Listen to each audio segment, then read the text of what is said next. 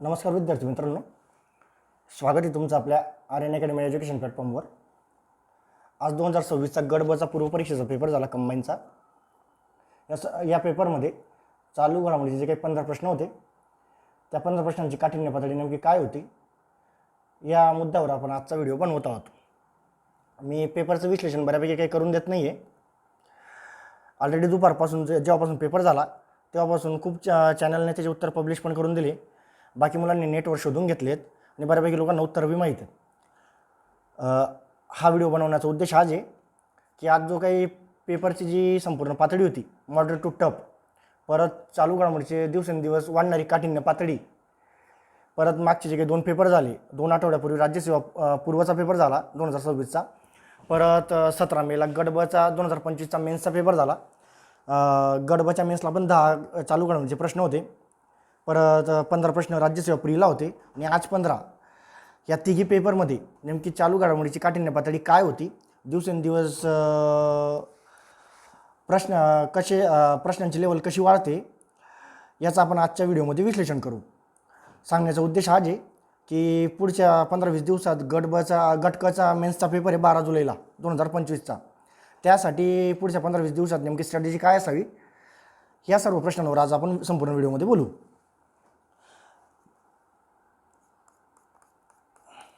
प्रश्न करून घेऊ आम्हाला 2 मिनटं। आजचा पेपर बऱ्यापैकी मॉडरेट टू टफच होता। मी तर काही विषयांचं बोलत नाही, आपण आता फक्त करंटचं बोलू।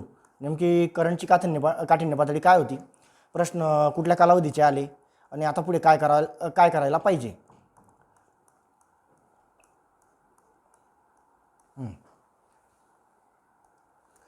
उत्तर बऱ्यापैकी मुलांना माहीतच आहे, मी फक्त एवढं सांगतोय आत्ता जे काही प्रश्न आले मागे त्याचा काही PYQचा सोर्स लागत होता का आणि नेमकं आपल्याने काय होईल आणि इथून पुढे काय करावं।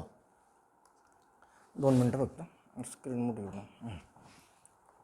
आता जो पहिला प्रश्न आहे, महाराष्ट्र भूषण पुरस्कार विजेत्यांचा क्रम पुरस्कार मिळालेल्या वर्षानुसार चढत्या क्रमाने लावा। आता हा प्रश्न इजी कॅटेगरीचा होता। विषय असा आहे, राज्याचा सर्वोच्च नागरी सन्मान आहे आणि याच्यावर कंटिन्यू प्रश्न असतो, तुम्ही मागचे पेपर बघितले तर। आणि राम सुतार यांना मिळाला पण होता, ते ऑलरेडी महाराष्ट्राचे होते आणि ते नेमक्या मागच्या वर्षी वारले पण होते। त्यांच्यावर हा प्रश्न होता। त्यांनी काय विचारलं होतं आपल्याला, मागच्या 3-4 वर्षांचा क्रम विचारून घेतला होता। कधी कधी MPSC विचारते जोड्या लावा, तर त्यांनी काय विचारलं होतं, सर्वात जुना तर सर्वात नवीन। राम सुतार आत्ता जे होते नेमके त्यांना 2024चा मिळाला होता। आप्पासाहेब धर्माधिकारी होते, त्यांना 2022चा मिळाला होता। अशोक सराफ होते, त्यांना 2023चा मिळाला होता आणि आशा भोसले यांना 2021चा महाराष्ट्र भूषण मिळाला होता। तर याचं उत्तर होतं ड ब क अ। सोपा प्रश्न होता, इजी कॅटेगरीचा प्रश्न होता, बऱ्यापैकी लोकांना यायलाच पाहिजे, म्हणजे माझ्या मताने तरी जे अभ्यास करण्यामुळे त्यांचं चुकणारच नाही। आणि विषय असा आहे, आशा भोसले यांचा रिपीट झाला आहे। आशा भोसले नाही ना 8 ऑक्टोबर 2022चा जो गट ब चा पेपर आहे ना, तिथं सुद्धा विचारला होता, म्हणजे आशा भोसले रिपीट आहे। तर एकदम सरळ सोपा इजी कॅटेगरीचा प्रश्न होता आणि हा यायलाच पाहिजे। पुढचं, खानमिगो हे टिंबटिंब या क्षेत्राशी संबंधित असलेले AIF आहे। आता हा प्रश्न त्यांनी नेमका कसा आणला, कुठून आणला ते त्यांनाच माहीत आणि याचा सोर्स काय। याचं उत्तर शिक्षण येतं आहे, नेटवर बी चेक केलं आणि बऱ्यापैकी टेलिग्राम चॅनल सांगता पण आहे, पण याचं उत्तर शिक्षण आहे। आता खानमिगो हे काही मुस्लिम दिसत होतं म्हणून इस्लाम पॅलेस्टाईन असं वाटत होतं, मी स्वतः याचं 3 मारलं होतं, पण याचं खरं उत्तर नेमकं 4 आहे। नेमका हा प्रश्न त्यांनी नेमका कुठून कसा आणला आणि हा प्रश्नाचा सोर्स कुठला सापडतो माहिती आहे का, 2023चा। कुठला सापडतो, 2023चा। आता पहिलं बघा, हा नेमकं मागच्या वर्षी चर्चेत होता म्हणून हा 2025चा सोर्स होता, हा 2023चा होता। आता आपण अशी बघत जाऊ नेमकं कालावधी काय होता संपूर्ण प्रश्नांचा, त्यावर आपण शेवटी बोलू। हा 2023चा होता। खालीलपैकी कोणती बाब ही उभ्या शेतीचा फायदा नाही। आता नेमका हा प्रश्न कोणत्या कॅटेगरीमध्ये त्यांनी चालू घडामोडी विचारला हे मला अजून पण समजत नाही आहे। पुढचा प्रश्न, बेटी बचाव बेटी पढाओ योजनेचा उद्देश काय आहे। हा तर सरळ PYQ होता। म्हणजे विषय असा आहे, बेटी बचाव बेटी पढाओ ही योजना आहे महिला सक्षमीकरणाशी संबंधित। ती योजनेची सुरुवात झाली होती 2015ला। केव्हा झाली होती, 2015ला। आणि जिला 2025मध्ये किती वर्ष पूर्ण झाले, 10 वर्ष पूर्ण झाले। आणि जर तुम्ही बघितलं ना, जो आपला डिसेंबरमध्ये 2025चा राज्यसेवा प्री झाला होता, तिथे याची डेट विचारली होती। तर हा बऱ्यापैकी PYQचा सोर्स होता आणि योजनेला 10 वर्ष पूर्ण झाले होते। याचं उत्तर होतं 2। याचं उत्तर काय होतं, 2। हा सरळ सोपा प्रश्न होता। तर हा 2025च्या याच्यावर आणला असेल असं मला वाटतं, कारण 2025मध्ये योजनेला 10 वर्ष पूर्ण झाली आणि हा पण इजी कॅटेगरीचा प्रश्न होता, प्रत्येकाला यायलाच पाहिजे। पुढचं, मिशन शक्ती योजना कशाशी संबंधित आहे? आता विषय काय झाला माहिती आहे का, महिलांशी संबंधित जितक्या बी योजना आहे त्या संपूर्ण योजनांचं एकत्रीकरण करून मिशन शक्ती ही अमरेला योजना आणली होती 2022मध्ये केंद्र सरकारने. तर हे कुठं दिलेलं आहे माहिती आहे का, डेव्हलपमेंटचं बुक आहे देसले सरांचं, इकॉनॉमिक्सचं भाग 2, त्यात ही गोष्ट आहे. पण हा पण बऱ्यापैकी इझी कॅटेगरीचा प्रश्न होता आणि बऱ्यापैकी लोकांचा हा प्रश्न यायलाच पाहिजे. महिला सक्षमीकरण मिशन शक्ती. पुढचं, टिंबटिंब पायलट वैमानिक उद्योजक ब्ल्यू ओरिजन NS-25 मोहिमेत परदेशी पर्यटक म्हणून अंतराळात जाणारे पहिले भारतीय नागरिक बनले. याचं उत्तर होतं गोपीचंद थोटागुरा. हे मागच्या वर्षी पण चर्चेत होतं आणि हा गोपीचंद थोटागुरा हा 2024मध्ये पण चर्चेत होता. पण विषय काय झाला माहिती आहे का, करंटशी संबंधित आता चर्चेत कोण होते, शुभांशु शुक्ला. म्हणजे त्यांना नुकतंच अशोक चक्र बी मिळालं होतं, अशोक चक्र मिळालं. परत ते अंतराळात जाणारे पहिले भारतीय नागरिक पण ठरले होते म्हणून शुभांशु शुक्ला चर्चेत होतं. पण पेपर सेटरने इतका विचार करून पेपर सेट केला होता, त्यांनी सुरुवातीला शुभांशु शुक्ला टाकला, नंतर गोपीचंद थोटागुरा टाकलं. याचं उत्तर आहे गोपीचंद थोटागुरा. आणि हे चर्चेत होतं मागच्या 2 वर्षापूर्वी. म्हणजे बऱ्यापैकी हा मे 2024चा प्रश्न आहे. केव्हाचा प्रश्न आहे? मे 2024. पॅटर्न बघा, पेपर 2026चा आहे, प्रश्न आहे मे 2024. पुढचा प्रश्न बघा, भारतात 2024च्या सार्वत्रिक निवडणुकीमध्ये निवडणूक लढणाऱ्या महिला उमेदवारांची एकूण संख्या किती?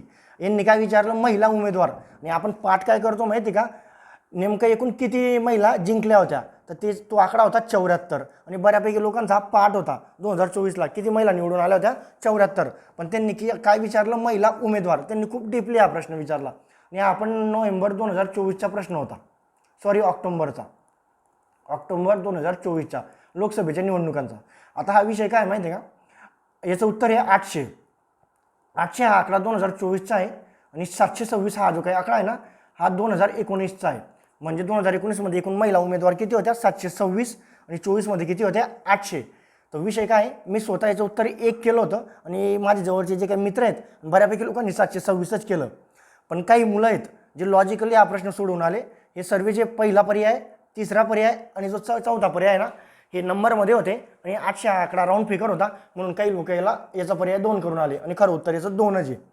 पण विषय असा आहे, पेपरची आजची जी काही काठिण्य पातळी होती मॉडरेट टू टफ, त्यामध्ये धांदल इतकी होती की लॉजिक वगैरे लावायला काही टाईम पण भेटत नव्हता. याचं उत्तर आहे 800. पुढचा, लेगो ही खेळणी बनवणारी कंपनी, तिचे कार्यक्षेत्र जगभरात विस्तारले आहे, ती मूळची टिंबटिंब या देशातील आहे. आता नेमका हा प्रश्न त्यांनी कुठल्या बेसिसवर करंटमध्ये आणला त्यांनाच माहीत. याचं उत्तर आहे डेन्मार्क. हा पूर्णपणे वेगळा प्रश्न होता. मी आता नेटवर चेक केलं, 1932ची तिची स्थापना आहे. नेमका तिचं का आणलं काय नाही त्यांनाच माहीत. पुढचा, खालीलपैकी योग्य कथन ओळखा. मनोहर जोशी, पंकज उदास यांना पद्मभूषण 2025चा मिळाला आहे. अच्युत पालव व अशोक सराफ यांना पद्मश्री 2025ने सन्मानित करण्यात आले आहे. आता हा बऱ्यापैकी सोपा कॅटेगरीचा प्रश्न होता. आता काही मुलांचं असं म्हणणं आहे की 2026 होते, मुलं पाठ करून जातात 2026चे पद्म पुरस्कार, पण तसं काही नाही राहत.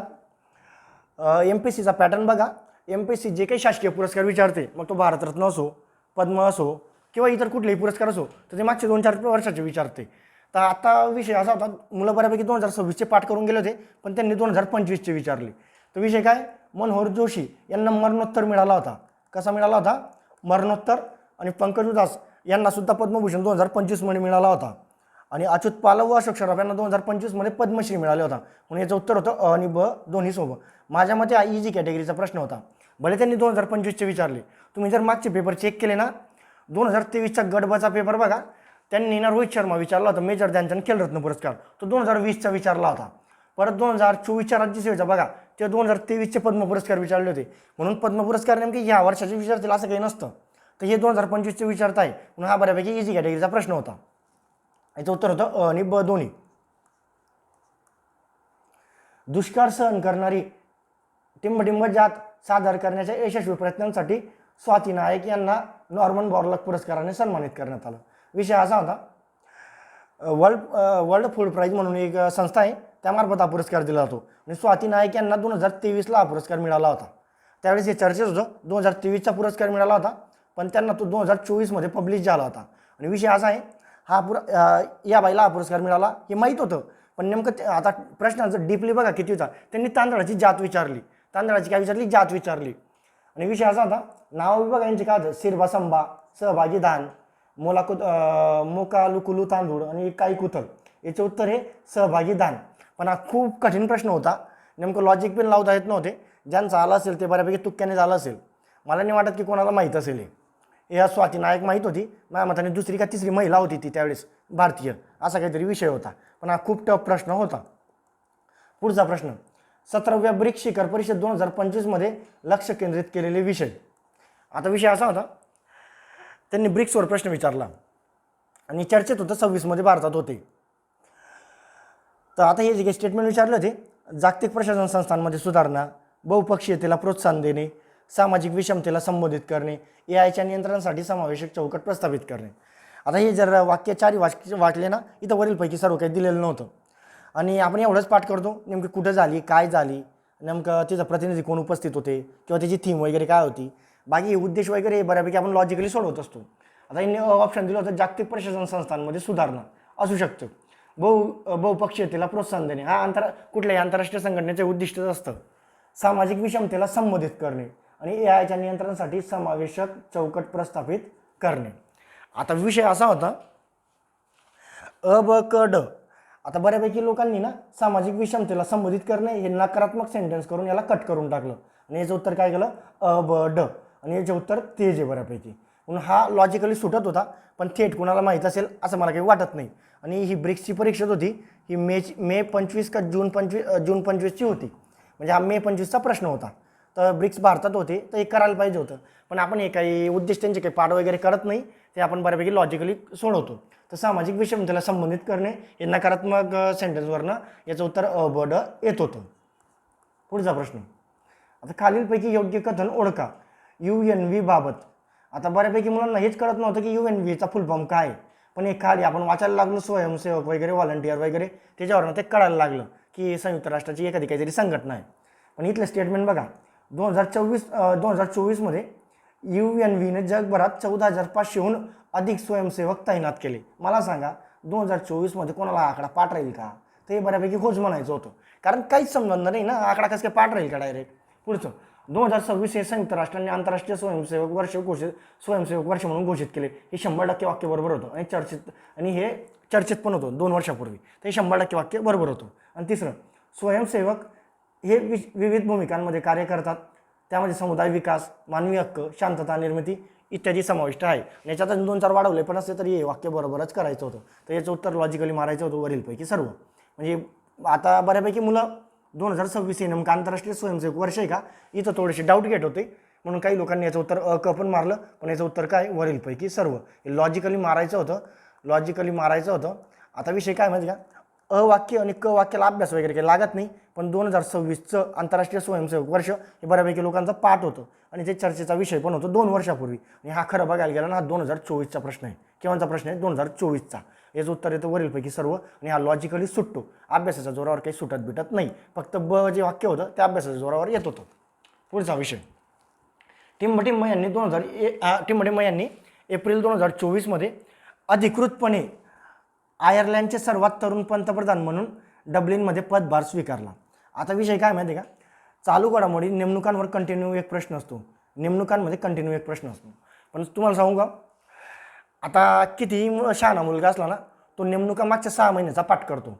कितीही शहाणा मुलगा असला, तुम्हाला सांगतो एका महिन्यात बऱ्यापैकी 30 नेमणुका येतात. तुम्ही कुठलंही बुक पकडा, कुठलंही मासिक पकडा, तर मग तुम्ही मागच्या 5-6 महिन्याचे पाठ करायला येणार, 6 × 5 = 30, 300 नेमणुका तुमच्याने पाठ करता जीवर येऊन लागते माणसाची. तर यांनी काय विचारलं, एप्रिल 2024, आणि एप्रिल 2024 मध्ये नेमणुका कोण पाठ करेल, आणि ती म्हणजे तेव्हा तुम्ही केलं बी असेल ना तरी आठवण तरी राहील का, ते इम्पॉसिबल आहे. तर हा बऱ्यापैकी माझ्या मताने टफ प्रश्न होता, आणि ज्याचा आला असेल तो पूर्णपणे तुक्क्याने आला असेल. मला नाही वाटत की कोणाचाही पाठ असेल. आता एप्रिल 2024, आणि ऐका ना तुम्ही, मायकल मार्टिन, लिओ वराडकर, यंडा केनी आणि सायमन हॅरिस, याचं उत्तर 4 आहे, सायमन हॅरिस. पण हा कोणाचाच पाठ नसेल असं मला वाटतं, आणि एखादा जरी येत असेल तर तो बऱ्यापैकी तुक्क्याने येईल. इथं भारतीय नाव असते तर थोडंफार लॉजिक लावता आलं असतं, पण भारतीयांचा काहीच संबंध नाही. ते आयर्लंडवर गेले आणि एप्रिल 24. आता नेदरलँडचं ते चर्चेत होते, ते काहीतरी नाव होतं त्याचं, आता चर्चेत होता, तो एकदम कमी वयाचा होता, काही D66 त्याचा पक्ष बी होता. ते काही आपण वाचलेलं होतं माझं एक सिम्प्लिफाईड इकडं तिकडं. पण आपण मागच्या 5-6 महिन्याच्या नियुक्त्या पाठ करतो, हे काही 2 वर्षापूर्वीच्या नियुक्त्या काही पाठ राहत नाही, म्हणून हा बऱ्यापैकी टफ प्रश्न होता असं मला वाटतं. पुढचं, खालीलपैकी कोणाला जंगलाचा विश्वकोश म्हणजे एन्सायक्लोपीडिया ऑफ द फॉरेस्ट म्हणून ओळखली जातं आणि हे चर्चेत होतं. डिसेंबर 2024मध्ये निधन झालं होतं, चर्चेत होतं. याचं उत्तर होतं तुलसी गौडा. या कर्नाटकामधील होत्या. यांना 2023ला पद्मश्री बी मिळाला होता. डिसेंबर 2024मध्ये यांचं निधन झालं आणि मागच्या वर्षी या चर्चेत होत्या. मी मागच्या वर्षी पोलीस भरतीचे क्लास घेत होतो, तिथे मुलांना शिकवलं होतं म्हणून माझं ते पाठ होतं. बाकी माझा आताचा काही अभ्यास वगैरे नव्हता, पण हे मागे चर्चेत होतं आणि माझ्या मताने यांना 2023ला पद्मश्री पुरस्कार मिळाला होता. तर हा मला येऊन गेला होता, पण बऱ्यापैकी लोकांना हा प्रश्न टफ गेला आहे. मला माहीत होतं. याचं उत्तर तुलसी गौडा. पुढे, खालीलपैकी कोणत्या सरकारी संस्थेने नवी दिल्ली येथे दहशतवाद विरोधी परिषद 2024 आयोजित केली होती? आता विषय काय माहिती का, परिषदांवर बी प्रश्न असता, पण परिषद केव्हाची? 24. आता ही परिषद आहे नोव्हेंबर 2024ची. मला सांगा नोव्हेंबर 2024च्या परिषदा पाठ असतील का? पण हे लॉजिकली माझा बसून गेला आहे आणि याचं उत्तर आहे एन आहे. ते मी कसा लावला मी त्याची लॉजिक सांगतोय. मला काही थेट माहिती वगैरे काही होता नाही. आता ऐका, विषय असा आहे, मागे शिवराज पाटील पण वारले. शिवराज पाटील नेमकं 2008च्या 26/8च्या वेळेस ना केंद्रीय गृहमंत्री होते आणि त्यांनी त्यावेळेस नैतिकतेने राजीनामा पण दिला होता आणि त्यावेळेस ना NIAची स्थापना झाली होती. आपण 26/11 अंमल्याचा परिणाम म्हणून ना NIAची स्थापना केली होती. तो विषय असा होता, दहशतवाद हा शब्द होता म्हणून मी याचं उत्तर NIA केलं. बाकी याचं मला काहीच माहीत नव्हतं म्हणून मी याचं उत्तर NIA केलं. एवढंच माझं लॉजिक लागलं आणि याचं उत्तर बऱ्यापैकी 3च आहे. असा एकंदरीत विषय होता. पण ही बैठक केव्हाची होती? नोव्हेंबर 2024ची. बैठका एका महिन्यात चांगल्या 30-35 बैठका होऊन जातात. तुम्ही काय काय पाठ करणार? हे 2024चं काही बऱ्यापैकी पाठ असणार नाही. असा तो एकंदरीत विषय होता. आता आपण बघू आता नेमकं प्रश्न कुठल्या ड्युरेशनचे आले.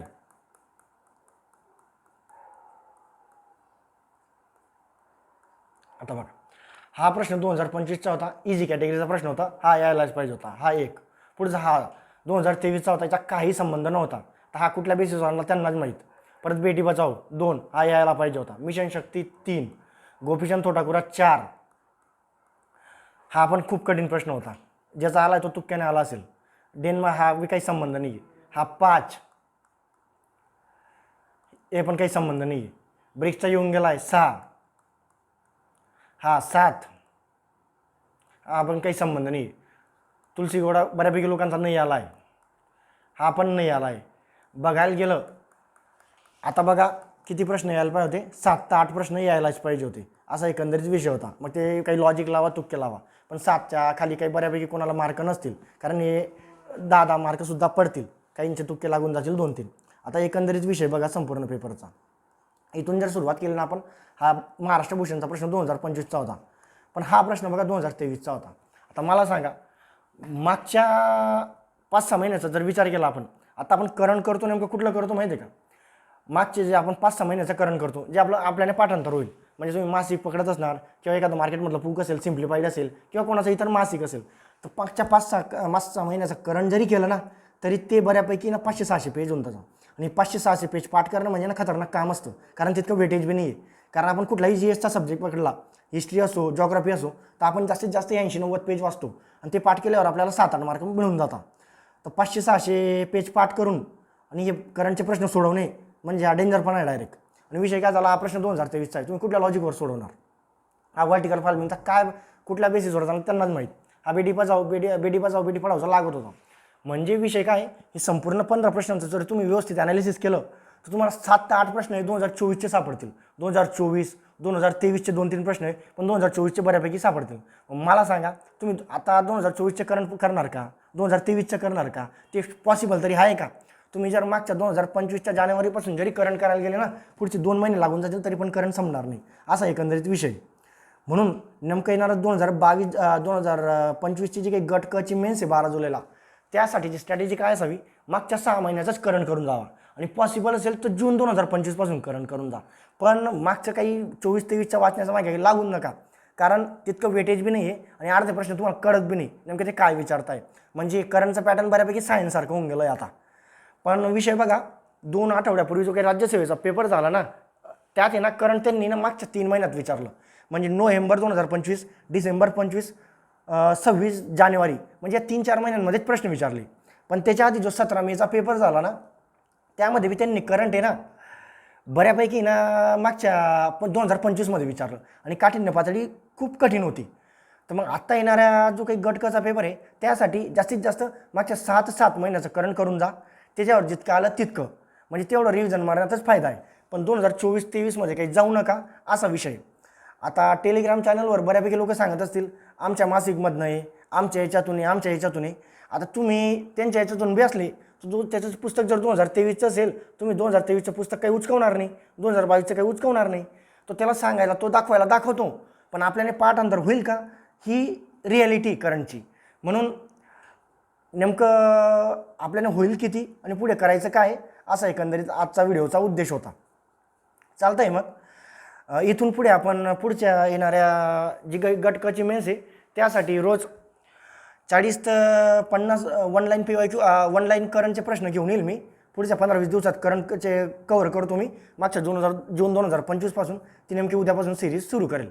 असं म्हणजे आजचा एकंदरीत करंटच्या प्रश्नांचा उद्देश हाच होता की येणाऱ्या गटकासाठी तुम्ही काय करावं. आणि आजचा पेपर बऱ्यापैकी मॉडरेट टू टफच होता आणि करंटला जर 7-8 येत असतील तर बऱ्यापैकी ते चांगले मार्क आहे आणि ज्याला 10 येत असतील तर अतिउत्तम आहे. पण माझ्या मताने 6-7 मार्क पडायलाच पाहिजे होते, कारण 4-5 तर माहीतच होते आणि 2-3 वरीलपैकी सर्व लॉजिक वगैरे लावायचे होते. असा एकंदरीत विषय होता आजच्या पेपरचा. बाकी पेपर मॉडरेट टू टफच होता. बाकी विषयांचं काय झालं काय नाही हे तुम्हाला माहिती आहे. चालतंय मग.